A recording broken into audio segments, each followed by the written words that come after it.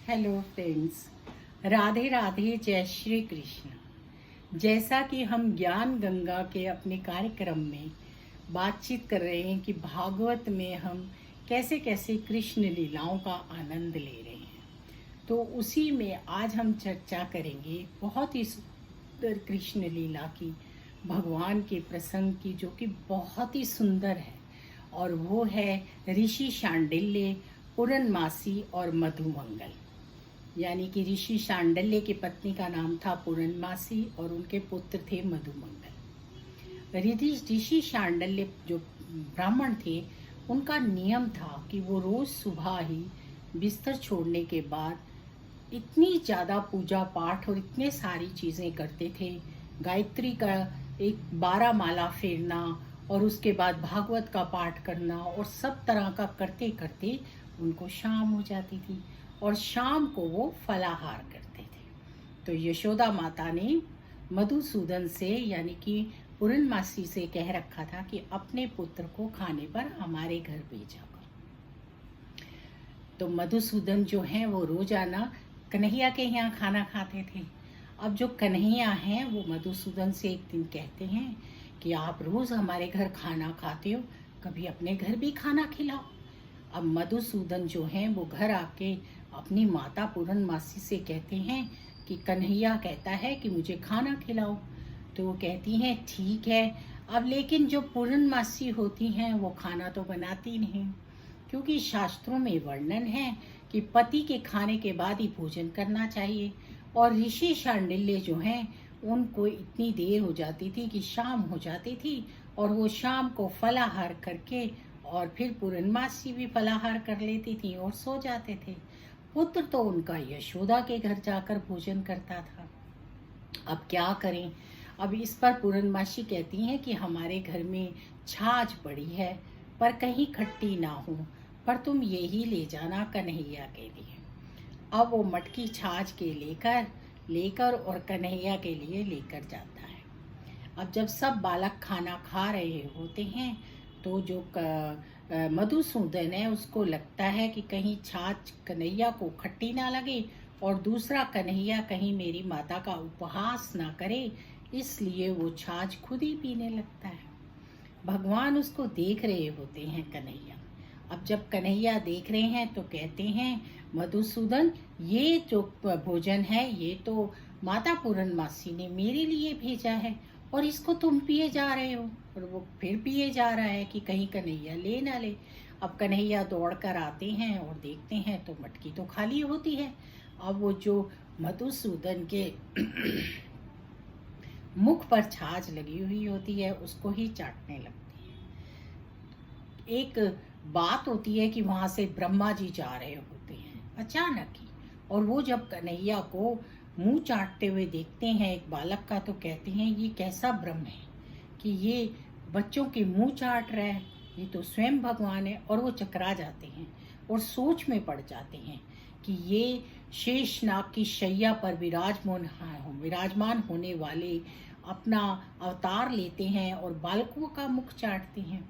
लेकिन जो कन्हैया हैं वो तो अपना हिस्सा ले ही लेते हैं और वो बच्चों के साथ बालकों के साथ बालक होते हैं, बड़ों के साथ बड़े होते हैं और छोटों के साथ छोटे होते हैं। कन्हैया रंग रंग की लीलाएं करते हैं। वो कहते हैं कि जो ब्राह्मण है उसको अपने धर्म का पालन जरूर करना चाहिए, उसके लिए कुछ भी क्षम्य नहीं है। हाँ, क्षत्रिय और वैश्य को फिर भी कुछ कुछ क्षम्य है, लेकिन ब्राह्मण को पवित्रता के साथ अपने ब्राह्मण होने का पालन करना चाहिए और सारे नियम निभाने चाहिए।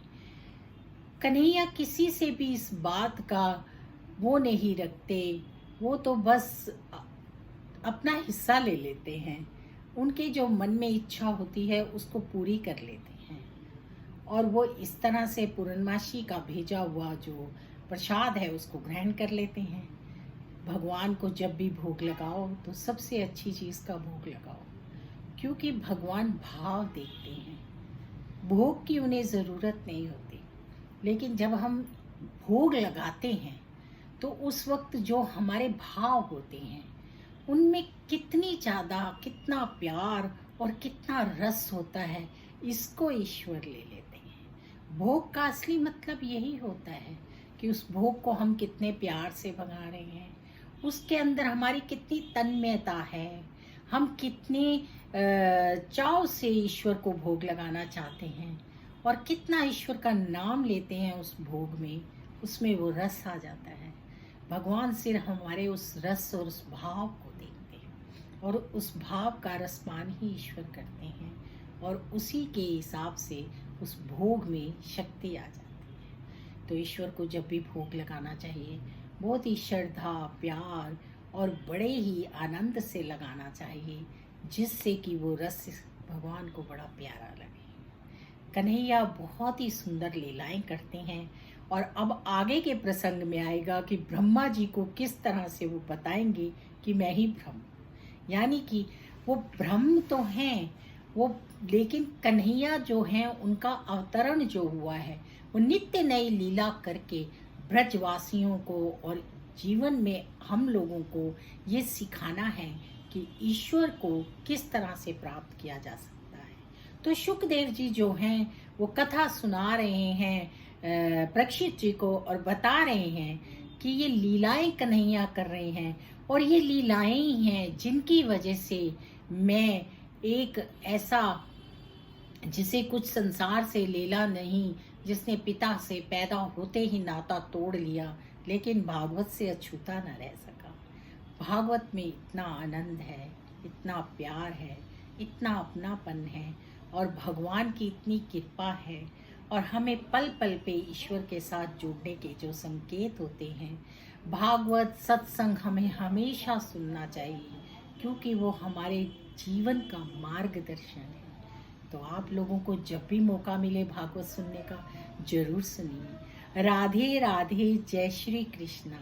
राधा मेरी स्वामिनी, मैं राधा की दास, जब जब जन्म दीजियो अपने चरणों में बस। जय श्री राधे। अब अगली चर्चा नए एपिसोड में।